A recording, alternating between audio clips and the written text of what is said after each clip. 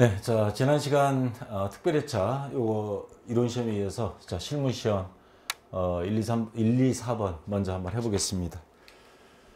자, 여러분도 프로그램 설치하시고요. 그 이름, 그다음 문제 유형 A형, 감독관 확인 번호 27번입니다. 그러면 주식회사 미남기획. 자, 1번 문제부터 한번 볼게요. 주식회사 미남기획 제조, 도소매 및 무역업을 영위하는 중소기업이며 중소기업인데 법인입니다. 주식회사 앞에 붙었으니까. 단기 회계기간은 2016년 1월 1일부터 12월 31일. 전산세무회계 수업용 프로그램을 이용하여 다음 물음에 답하시오. 자, 1번 문제입니다. 1번 전표 입력. 6월 3일 정기예금이 만기가 됐습니다. 그럼 찾아야죠. 자, 이자를 포함하여 전액 정기예금으로 이체하였다. 정기예금에 정기적금이죠. 정기적금을 정기예금으로 이체했습니다. 정기적금은 매달 일정 금액을 부어서 정해진 기간 뭐 2년, 3년 이렇게 붓는 거고, 정기예금은 큰 돈을 아예 한꺼번에 넣고 그냥 이자 받아먹겠다 이거죠. 자, 원천징수세액은 자산으로 처리할 것. 여기 보니까 원천징수세액. 자, 정기적금 원금은 1200만 원이고 이자가 50만 원 붙었어요. 요즘 저금리 시대라 많이 붙진 않았는데, 근데 요거 다 주는 거 아니죠?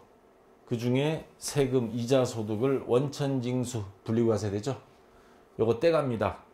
그러면 요거를 원천징수를 뭘로 처리하라 그랬냐면, 이자 비용으로 하면 비용에 뭐가 되고, 근데 여기서는 자산으로 처리할 것 그랬습니다. 자산으로 처리할 수 있는 게 뭐냐면 선납세금입니다. 법인인 경우에 법인세 납부하려고 그러면 12월 31일까지 기다렸다가 원래 법인세 얼마 정도다 해서 나중에 법인세 신고를 하죠. 근데 요거는 중간에 6월이잖아요. 그래서 법인이 얻은 이익에 대해서 내는 거를 이자, 세금과 공과라든가 이렇게 처리하지 말고 선납세금으로 자산으로 처리하라는 겁니다. 선납세금은 선급금처럼 먼저 납부한 세금이거든요. 하나의 자산 계정으로 있다가 나중에 법인세가 다 확정이 되면 빼고 그만큼 세금을 덜 냅니다. 자, 그래서 선납세금은 자산 계정이라는 거. 세금과 공과하고 선납세금이 헷갈려 하시는 분 그 게시판에 올린 게 있었는데, 세금과 공과는 비용이 얼마 그냥 잡스러운 비용으로 봐서 그 비용으로 처리하는 거고요. 요거는 법인세로 보는 겁니다. 법인세인데 먼저 납부했으니까 선납세금에서 우리가 선급금, 그러다 상품을 가져오면 선급금 빼버리죠. 자, 자산으로 본다는 거. 자, 그래서 요거 분개하면 우선 정기적금이 만기가 돼서 정기적금이 없어집니다. 그래서 정기적금 1200만 원 이거 없어지고요. 대신에 정기예금이 생겼죠. 단 1200만 원에 정기적금 이자가 50만 원이죠. 그래서 요 이자 수익 일단 적어주고, 그러면 총 1700만 원, 1250만 원인데 이 중에 77,000원 뺀 나머지 다 뭘로? 정기예금으로 전환시켜 주면 됩니다. 그러면 차변에 정기예금 요 금액 이따 계산하고요. 자, 요거 원천징수 은행에서 이자를 빼고, 당신 이자 소득 생겼으니까 세금, 그 선납세금. 자, 선납세금 77,000원. 네, 요거 해주면 되고요. 그리고 빼고 나면 얼마요? 1242만 3천원. 1242만 3천원. 네, 이렇게 해서 입력해주면 되겠습니다. 자, 그 다음에 2번 문제요.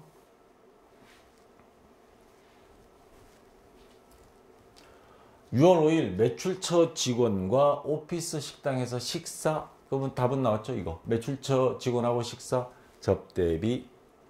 식대는 12만원 나왔습니다. 뭘 먹었길래 12만원씩이나. 법인 신용카드로 KB카드로 결제했다. 그러면 접대비 얼마예요? 12만원. 요거 813번일걸요 아마. 대변에 신용카드니까 미지급금 거래처 적어야죠. KB 카드 자 12만원 이렇게 해서 자, 입력해 주면 되겠습니다. 그 다음에 이거 안 넘어요. 아까 접대비 요거는 판매비 관리비로 들어갑니다. 매출처 직원하고 한 거니까 영업부 걸로 보는 겁니다. 자, 6월 14일 주식회사 선우상사에게 제품을 매출한 후 외상 매출금 500만 원에 대하여 조기 회수에 따른 매출 할인율은 외상 매출금의 3%, 요거의 3%죠. 차감한 나머지 금액이 당좌예금으로 입금되었다. 부가가치세는 고려하지 마시오. 자, 그러면 매출 할인 계정 과목이 있습니다. 여러분들 매출 할인 찾을 때, 자, 우선 이거 분개부터 한번 해볼까요? 외상 매출금을 조기 회수했어요. 그럼 외상 매출금이라는 자산 감소 대변에 적고요. 외상 매출금. 자, 거래처 적어야죠. 선우상사. 금액은 500만원. 근데 요거를 다 받은 게 아니고 당좌예금으로 입금되었는데 빼준 게 있어요. 3%. 그러면 15만원이죠. 매출 할인. 그러면 차변에 당좌예금.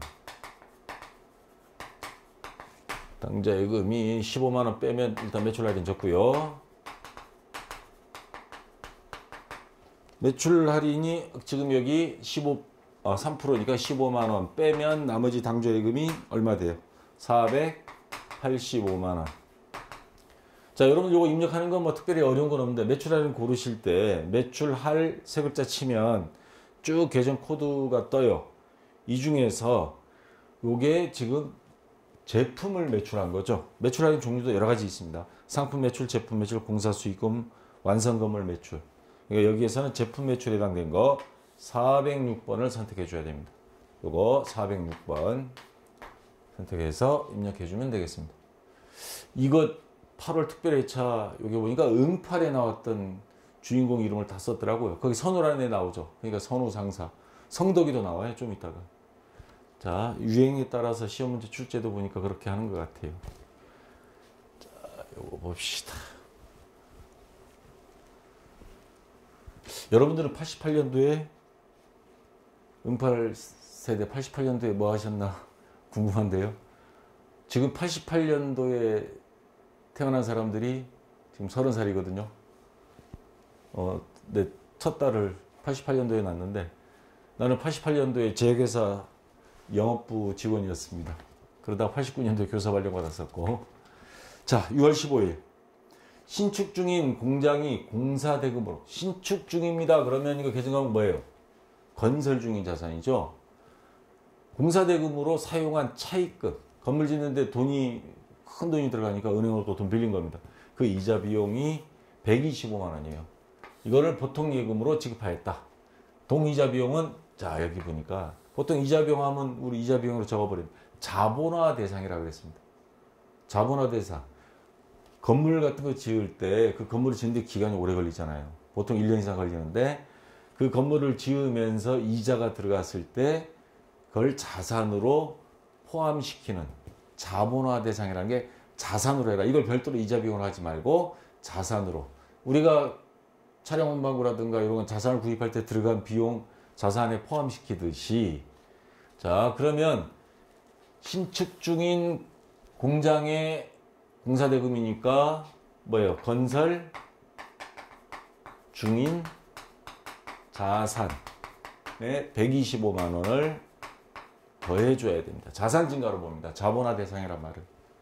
그리고 대금은 보통 예금에서 지급했죠. 125만 원. 자, 이렇게 해서 여러분들이 분개를 해줘야 됩니다. 자, 됐고요. 그 다음에 5번 문제. 자, 요거 조금 생각을 해야 되는 문제가 나왔습니다. 좀 특이한 게 나왔는데 환율이 변동에 따라서 외환 차손 요게 좀 적용해야 되는 문제가 나왔습니다. 6월 30일 뉴욕은행으로부터 차입한 외화 장기 차입금 10,000불입니다. 그리고 2016년 발생분 이자 200불 보통 예금에서 상환하였다. 자, 여기까지는 좋아요. 근데 전기말 적용 환율은 1불에 1,000원. 전기말 작년 결산일, 작년 12월 31일 날. 그러니까 요 환율이죠. 그러면 만불 곱하기 1불에 1,000원. 1불. 그러면 얼마예요? 1,000만 원이죠. 그러니까 작년 12월 31일 결산 시 장부에 외화 장기 차입금, 자, 비유동 부채 1,000만 원이 표시가 돼 있었는데, 이걸 상환하는데 상환시 적용 환율이 1불당 1,100원이에요. 그러면 은행에 가서 한국 돈으로 보내줄 게 아니고 달러로 보내줘야죠. 그러면 은행에 가서 한국 돈을 가지고 가서 만불을 만들어서 송금해 줘야 됩니다. 그러면 지금 만불 사려면 얼마? 1,100원 주고 사야 돼요. 1불에. 그러면 한국 돈 1,100만 원을 가지고 와야 됩니다. 은행에. 그러면 앉은 자리에서 이거 얼마 손해본 거예요? 100만 원 외환 차손이 생깁니다.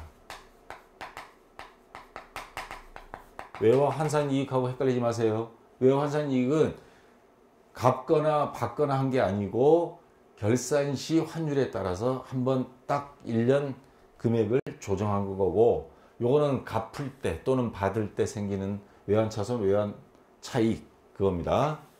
자, 요게 생겼어요. 그리고 또 하나, 단 뉴욕은행에 대한 차입금은 외화 장기 차입금 계정 과목으로 반영하여 하나의 전표를 입력할 것. 근데 여기서 뭘 또 생각해야 되냐면 이자 있죠, 이자.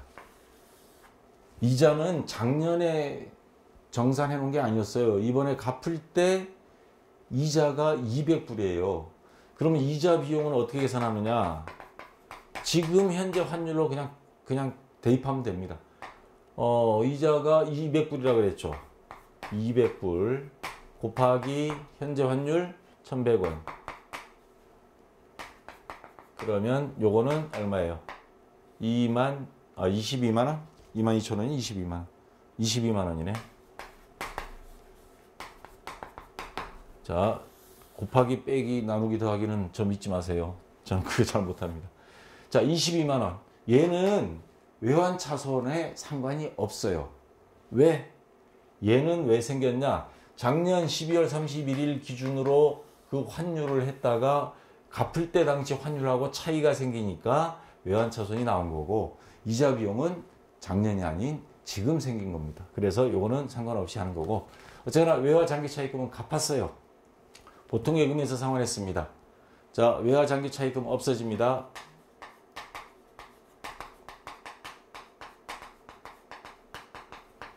자, 원래 있던 금액은 1,000만 원이었습니다.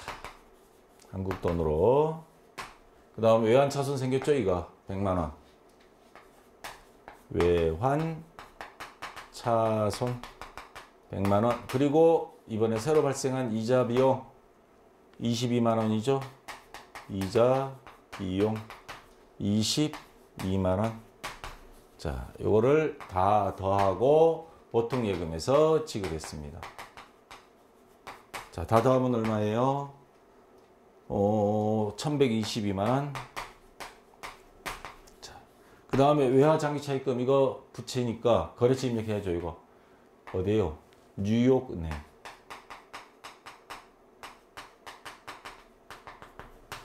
예, 이렇게 해서 입력해주면 되겠습니다. 자, 환율 적용하는 거, 요것만 잘 주의하면 그렇게 어려운 문제는 아닙니다. 자, 이제 메인 매출 전표 입력으로 가볼게요.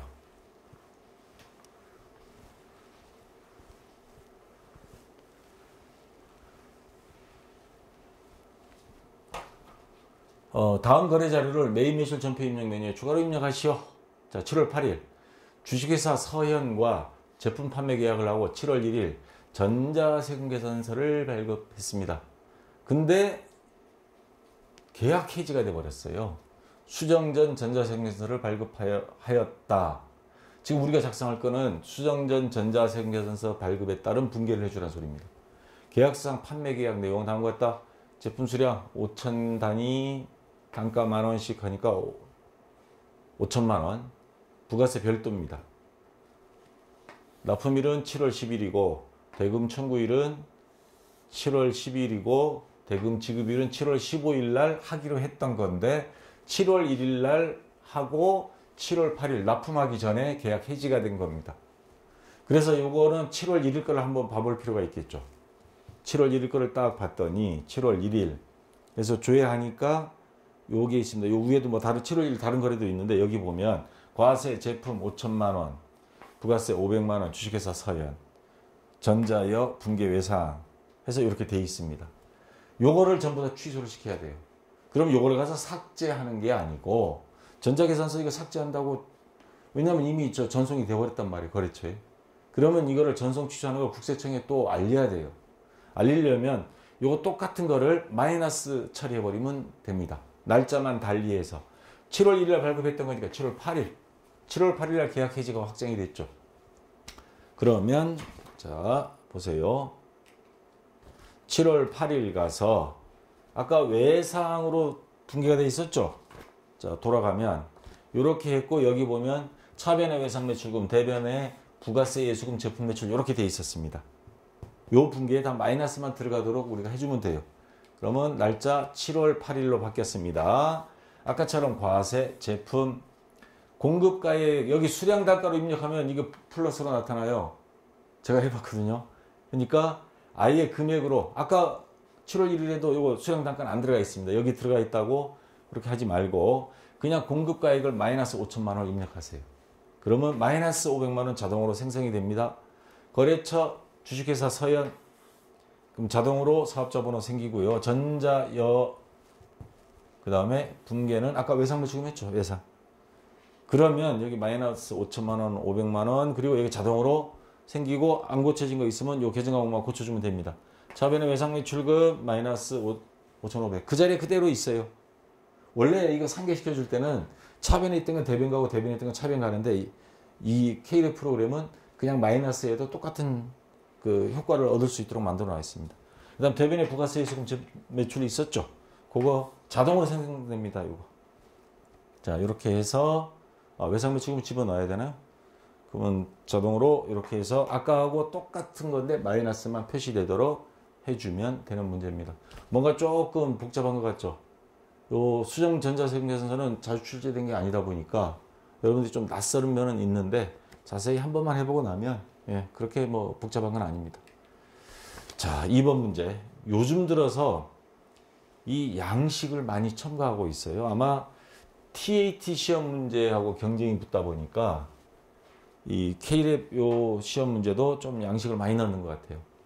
자, 7월 24일 주식회사 동행의 로컬 LC 자 내국 신용장이죠. 신용장에 근거하여 제품 만 단위 단위당 원가 만원 그러면 1억인가요? 판매하고 다음과 같이 영세율 전자세금계산서를 발급했습니다. 7월 15일에 주식회사 동행으로부터 계약금 1,000만 원을 그러니까 선수금 이미 받은 게 있습니다. 미리 수령한 상태이며 나머지는 주식회사 동행이 발행한 약속금으로 받았다. 그러니까 1억 원 중에 1억 1,000만 원이죠. 당해당 원가 1억 세금세를 발급했고 1억에 대해서 1,000만 원은 선수금이니까 나머지 9천만 원이라 소리죠. 약속금 받을 놈은 9천만 원. 자 여기 밑에 봐도 있습니다. 공급가액 나와 있네요. 1억 합계금액 1억인데 그 중에 요거 현금이라고 되어 있는 건 이건 선수금을 말하는 거고 받을 놈은 9천만 원. 자, 요거를 입력해 주면 되겠습니다. 그래서 제가 한번 입력을 한 화면을 보여드릴게요. 날짜 7월 24일. 그 다음 유형 가서 뭐를 해야 되느냐. 아까 신용장에 의해서 수출 대행업체에다가 우리가 판매한 거잖아요. 영세. 그 다음 품목은 제품이고요. 수량 만개 단가 수량 만개 단가 만원 그러면 1억 생깁니다. 자 영세 매출이니까 부가세는 안 나타나겠죠. 그 다음 거래처 주식회사 동행 사업자 번호 자동으로 생기고요. 전자는요. 분계는 이제 뒤에 보면 알겠지만 이제 혼합으로 나타나는데 자 여기서 조심해야 될 거 영세율 구분 여기 보면 3번에 내국 신용장 구매 확인서 다시 말해서 LC 로컬 LC 구매 확인서에 의하여 공급하는 재화 이거를 반드시 선택해 줘야 된다. 안 그러면 1점 감점 될 수 있어요. 자 이렇게 해서 분계가 완료되면 이거 차변 대변 순서는 상관없습니다. 아까 계약금 차변에 선수금 1,000만 원 빼고 나머지 9천만 원은 받을러. 그리고 대변에는 제품 매출 1억. 자, 이렇게 분개되면 됩니다. 자, 3번 문제.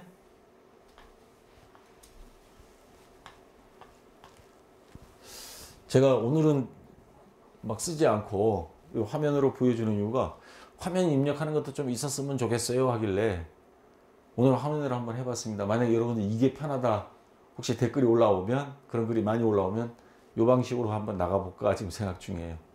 자, 7월 27일 여기 함정이 좀 들어있는 문제 있습니다. 출판사업부에서 사용할 기계장치. 지금 이 회사가 원래 업종이 뭐예요? 업종이 미남기획은 제조, 도소매, 무역업을 영위하는 중소기업이라고 했습니다. 법인이고. 근데 출판사업부가 있어요, 여기. 출판은 근데 면세업종입니다. 면세업도 같이 겸하고 있다는 거예요. 기계장치를 주식회사 수림에서 2천만 원, 부가세는 200만 원 별도 있습니다. 그러면 2,200만 원 외상으로 구입한 겁니다. 전자세금계산서를 수취하였다. 당사의 출판사업부에서 발생한 매출액은 전액 면세이다. 출판업 자체가 인쇄업은 아닙니다. 출판업은 지금 제가 여러분 교재 출판 요거 발송하고 있잖아요. 요거 출판사 사업자 등록증이 있습니다. 면세업종이에요. 부가세를 세금을 다 안 내는 건 아니고 이 소득이 있으면 무조건 세금을 종합소득세로 납부합니다. 근데 부가세는 주고받지 않는다 이 말입니다. 왜냐하면 우리나라 그 도서 이런 쪽이 지금 어렵고 그러니까 그러면 부가세는 주고 사왔어요. 왜냐? 주식회사 수림은 기계를 파는 회사예요. 여기는 면세업종이 아닙니다. 그러니까 거기서는 당연히 우리가 출판사가 아무리 면세업종이라도 그쪽에서는 아유 당신네가 면세업종이지 우리는 부가세 받아야 됩니다. 해서 부가세를 줘야 돼요. 그러면 이게 매입자료죠. 매입자료는 나중에 매출자료하고 퉁쳐가지고 세금을 환급받거나 그것만큼 안 내도 되는데 문제는 지금 이 회사가 출판업이 면세가 있기 때문에 면세업종은 부가가치세 전자세금계산서 발행 안 하고 전자계산서만 발행합니다. 일종의 거래내역서예요. 그리고 부가세를 여러분들한테 책에 부가세 10% 별도 이렇게 해서 책 판매하지는 않잖아요. 부가세를 받지도 못하고 대신에 우리는 부가가치세 낸 거를 매입세 공제를 못 받습니다. 다시 말해서 이 거래는 뭘로 할 거냐? 불공이에요. 불공. 만약에 요거 불공이 아니고 매입세 공제를 받는다면 부가세 우리가 낼 매출세액은 제로, 면세업종에 부가세 받지도 않을 뿐더러 신고도 안 해요. 부가세 신고서가. 근데 만약 매입세 공제 요거 200만 원 받는다. 그러면 어떤 현상이 벌어지냐? 마이너스 200만 원 나와요. 매출세액 마이너스 매입세액. 전단계 세액공제법 쓰니까 마이너스 200만 원인 말은 환급받는다는 소리예요. 우리가 낸 세금 환급받는다는 소리. 부가세 면세업종이라 부가세 신고도 안 해놓고 세금은 또 돌려받는다? 그러면 이중으로 혜택받는 거잖아요. 그래서 불공이라는 제도가 나온 겁니다. 접대라든가 영업 목적 이외에 자 면세업종인 경우에 요거는 안 됩니다. 그래서 거래 유형은 불공으로 하고요. 품목은 기계장치, 공급가액 2천만 원, 부가세 200만 원. 그리고 거래처는 수림, 사업자 번호 자동으로 생기고 전자세금계산서 받았으니까 분개는 혼합. 그래서 그 면세업종은 매년 2월 말에서 3월 초쯤에 사업장 현황 신고서는 제출합니다. 왜냐? 이런 거 환급은 못 받지만 우리가 세금계산서 받은 거 이런 것들이 있습니다. 해서 신고는 해야 돼요. 요즘 다 뜨니까. 자 이렇게 하고요. 안 그러면 요 주식회사 수림이 부가세 세금계산서 우리 필요 없다 그래서 안 받아오면 얘네들이 세금을 꿀꺽 해버리잖아요. 그래서 세금은 공평히 내야 되니까. 자 그러면 차변의 기계장치 2,200만 원. 왜 여기 2천만 원인데? 이거 환급 못 받는 매입세 공제 못 받으니까 요거 두 개 더한 금액 2,200만 원. 이렇게 표시해 줍니다. 그 다음 대변에 뭐예요? 구입하고 외상으로 구입했죠. 상품이 아니니까 제품이 아니니까 미지급금. 대변에 미지급금 2,200만 원. 자, 이렇게 처리가 되겠습니다. 그럼 분계는 이제 지금 미지급금이니까 이게 외상배 입금이 아니니까 그냥 혼합으로 이렇게 해주면 되겠습니다. 자, 4번 문제.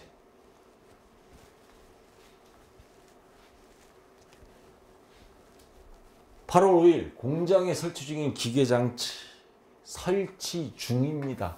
이미 설치한 게 아니고 설치 중인 기계장치 성능을 시험해 보기로 하고 시운전을 위하여 KS 주유소 휘발유 200리터를 33만원 부가세 포함입니다.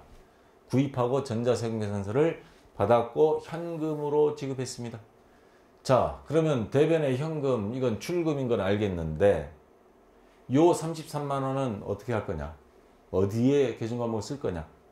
설치 중인 기계장치 시운전에 들어가는 거는 자산에 포함시켜야 됩니다. 그래서 자, 유형은 과세 매입이에요. 휘발유 품목은 30만원, 부가세 3만원. 자, 그리고 거래처 KS 주유소 줬고요. 전자는 왜냐면 전자세금에서 받았으니까. 그래서 출금, 분계는 현금 요건데 차변 대변을 해도 됩니다. 부가세 대급금 3만원, 기계장치에 아까 휘발유라고 적지 말고 요거는 뭐예요? 설치 중인 시운전비에 들어가니까 자산에 포함해서 30만원. 대변에는 현금 33만원입니다. 자, 이렇게 해주면 되고, 아니면 요 분계는 나중에 해서 입력할 걸로 해서 차변에 부가세 대급금 기계장치 대변에 현금 해놓고 여기 분계 유형에 현금 선택해도 됩니다. 그거는 상관은 없어요. 자, 5번 문제.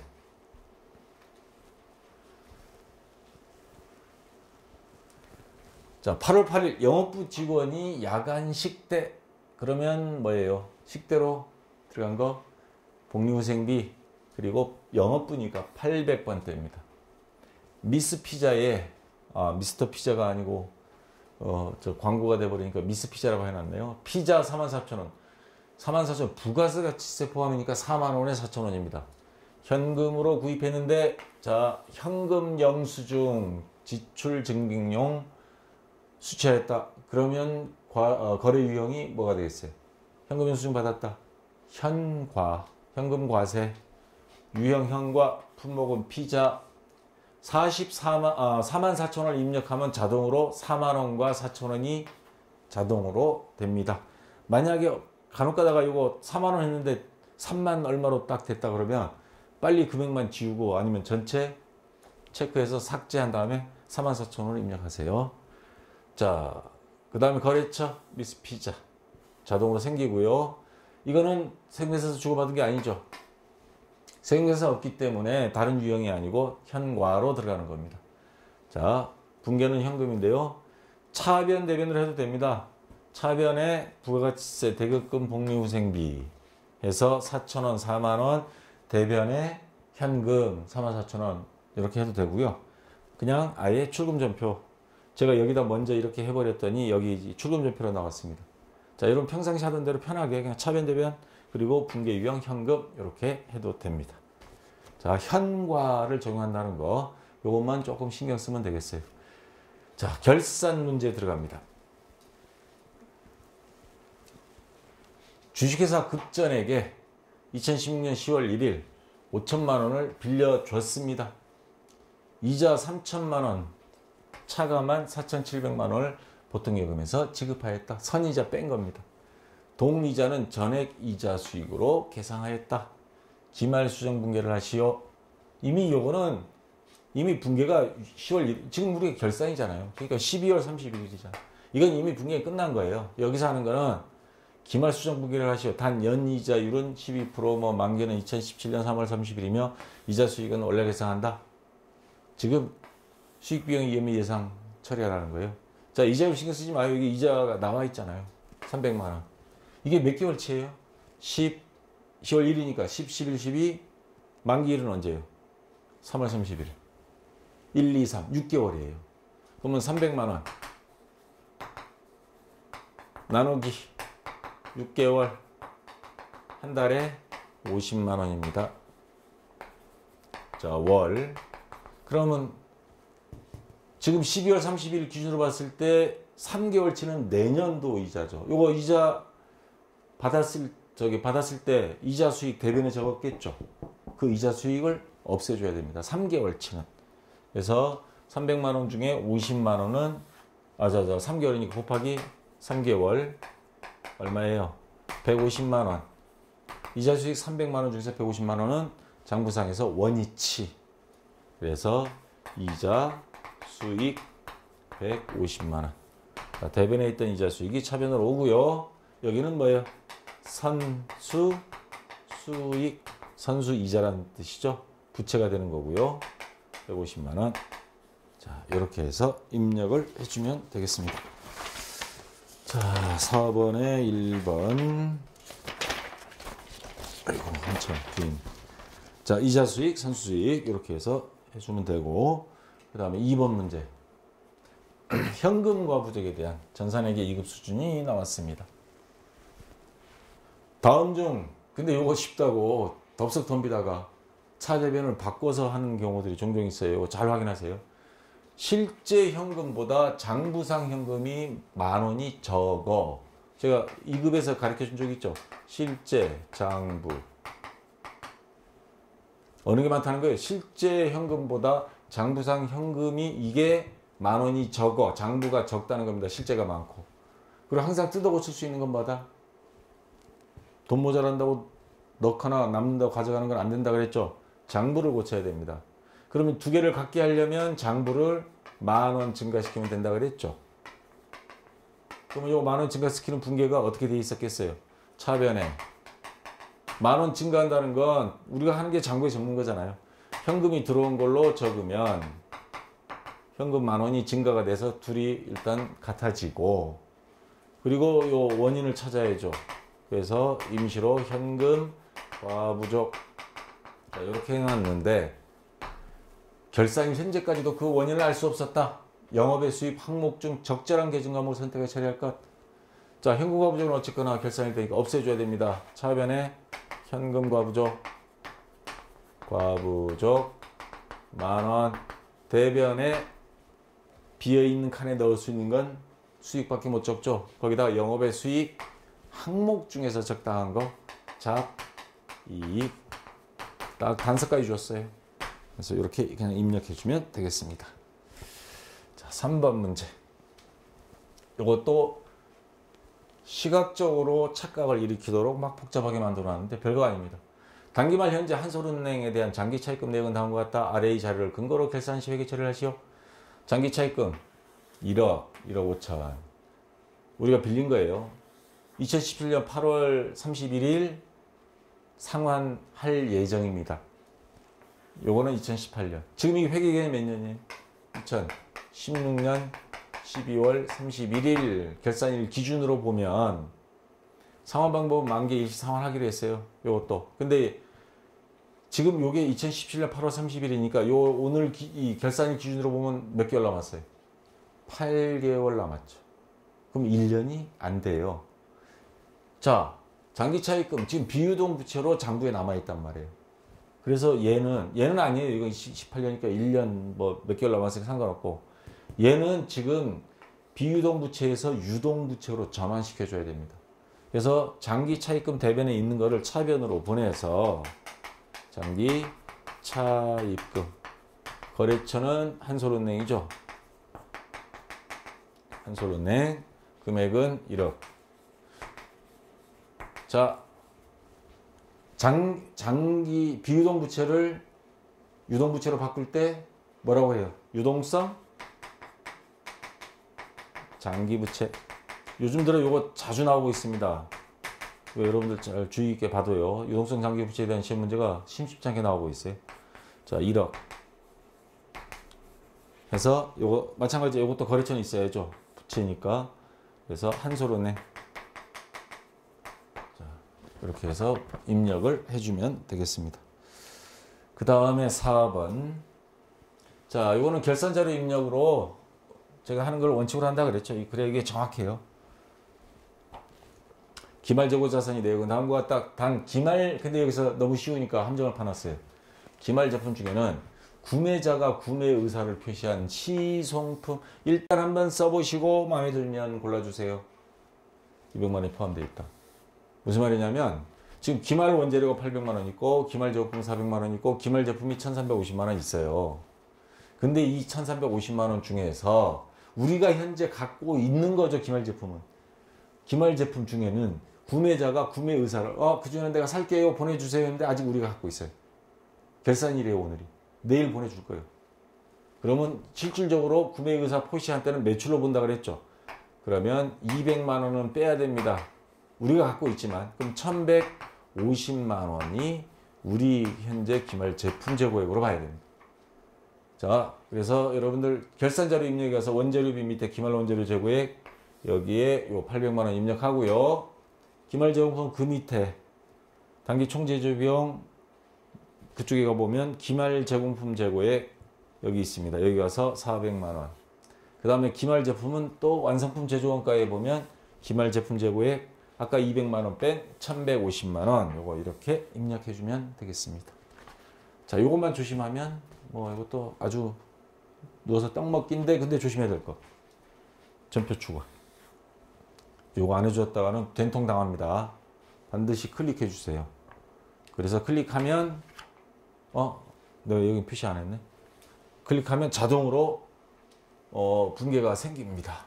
결차 결대로 이렇게 해서 요거는 제가 전표 추가한 거 하나 보여드릴게요. 그 다음 5번 문제인데 기말 결산상 법인세가 1300만 원으로 예상됐어요. 그러면 요거를 법인세 등에 1300만 원을 입력을 해줘야 됩니다. 근데 아까 우리 선납세금 다뤘죠. 선급금처럼 세금을 지금 이거 1300만 원은 12월 31일 기준이에요. 근데 우리가 앞에 선납세금으로 계상되어 있는 중간연합세액 500만 원이 있고 이건 법인세를 그냥 중간 납부한 거예요. 연말에 가서 한꺼번에 내려면 너무 금액이 많으니까. 근데 앞에 문제 중에 보면 은행에서 정기 적금 받는데 원천 징수세액이 있었죠. 그런 거. 그거 선납세금으로 처리했었죠. 법인세 미리 납부한 거다. 250만 원도 이미 납부한 게 있습니다. 그러면 이미 중간에 납부한 게 500만 원, 250만 원 두 개 더하면 750만 원은 이미 납부했어요. 1300만 원 중에 750만 원 이미 기납부가 돼 있는 겁니다. 그래서 자 여기 보시면 이거 금액 다 비어 있었습니다. 요것만 하나 있었을 거예요. 여기에 자 선납세금 요거 750만 원 넣고요. 그 다음 1300만 원이 돼야 되거든요. 이 법인세 등이. 그러면 1300에서 750 미리 납부한 거 빼고 나면 나머지가 550만 원만 여기에 추가로 입력하면 됩니다. 그러면 두 개 합치면 1300만 원 나오면 돼요. 그러면 여기서 요구하는 법인세는 예상액이 1300만 원이다. 이렇게 해서 내년에 법인세 신고할 때 요 나머지 추가로 납부할 거 550만 원만 신고하면 됩니다. 자, 해서 요것도 잊지 말 것. 결산자료 입력은 전표 추가 하면 여기 보면 여기는 두 개가 따로 돼 있어요. 선납세금과 추가, 미납세금, 미지급세금, 미지급 요거 구분이 돼서 붕괴가 자동으로 생성이 됐습니다. 그래서 선납세금은 차변의 법인세 등 750만 원, 대변의 선납세금, 선납세금 자산으로 처리됐던 거 자산 감소 대변으로 옵니다. 법인세에서 퉁치는 거죠. 그 다음 나머지 안 낸 거 미지급세금 550만 원, 차변의 법인세 550만 원. 그래서 요것만 추가로 미지급세금만 납부하면 다 끝난 거죠. 자, 요런 문제 이거 종종 나옵니다. 이거는 결산자료 입력해서 전표 추가 요것만 여러분들이 유의해 주시면 되겠습니다. 자, 수고했고요. 잠시 쉬었다가 그 다음 부가가치세 그 다음에 연말정산 문제 3번 5번 같이 하겠습니다. 자, 수고했습니다.